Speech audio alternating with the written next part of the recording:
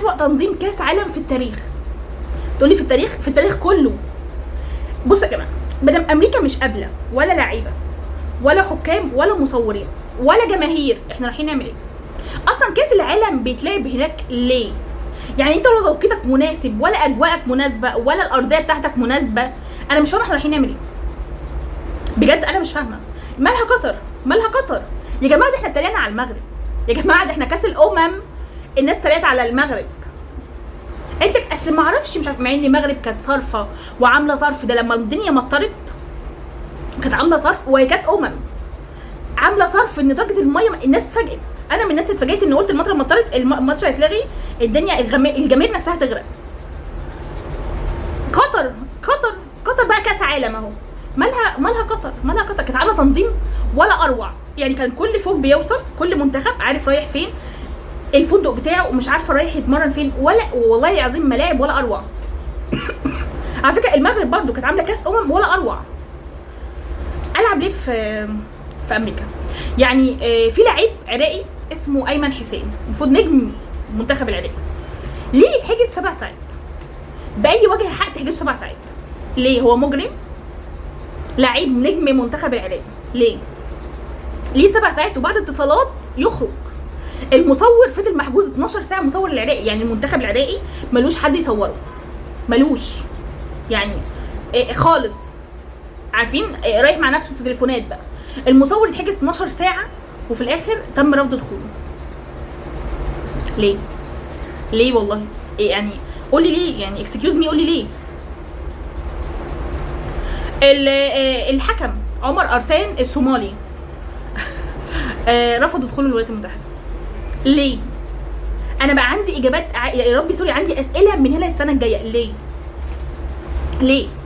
وانت بعد اللي اتعمل مع اللاعب ايمن حسين ده هيبقى عايز يلعب اصلا؟ بجد والله هيبقى عايز يلعب؟ معامله وحشه جدا، وبعدين تفتيش بطريقه مهينه.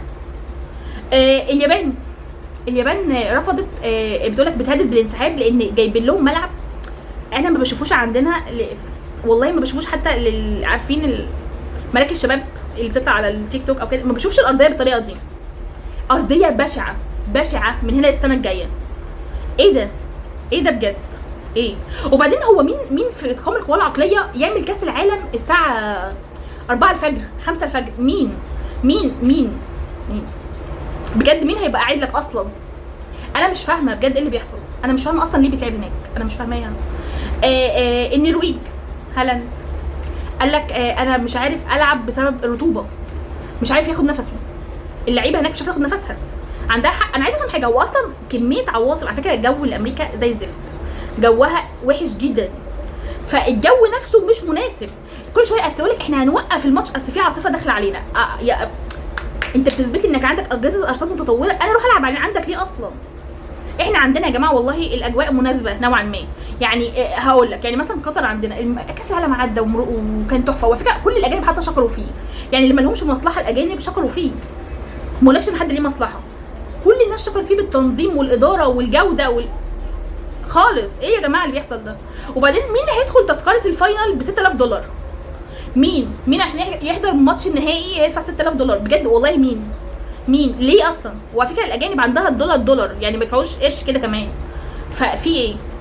مين هيدفع $6000 بجد؟ مين؟ انا مش فاهمه بجد. انا عندي اسئله كتيره قوي مش لاقي اجابه. عايزه اقول لمنتخب العراق ما تزعلوش، لان المعامله كانت مهينه نوعا ما. مش عارفه على فكره. في جزء تاني،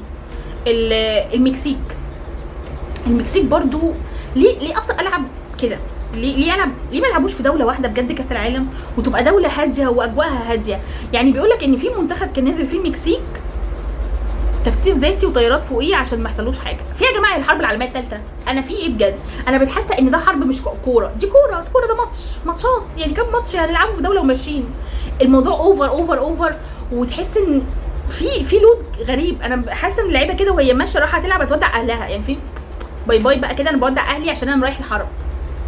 انت رايح كاس العالم يعني.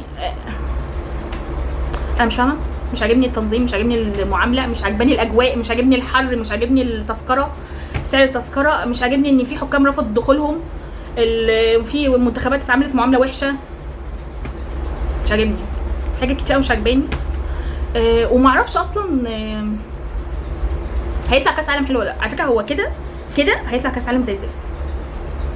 مفيش منتخب مرتاح، مفيش منتخب عنده عارفين اللي هو راحه نفسيه في قطر. والله العظيم كنت بشوف اللعيبه كلها عندها راحه. على فكره في المغرب كمان اهي كاس الناس تقول لك كاس العالم محتاج يعني ضخامه في التنظيم وكده. طب والله حتى كاس على فكره ضخمه في التنظيم، ما هي مستاهله تنظيم كاس على فكره، ما هي مستاهله. والله المغرب كانت عامله عظمه، يعني شوفوا قطر وشوفوا المغرب عظمه، لكن بجد تنظيم ولا اسوأ. يعني كانت الجمله دايما تقول لك تنظيم ولا اروع. اسوأ تنظيم في يعني انا مش هقول لك في حياتي عشان الناس تقول لي انت تستني كل ده، لا اسوأ تنظيم في التاريخ كله بشهاده كل الناس على فكره.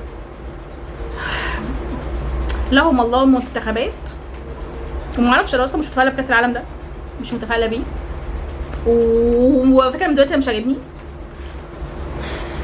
وبجد مش عارفه مين هيتفرج الساعه 6 و5 و7.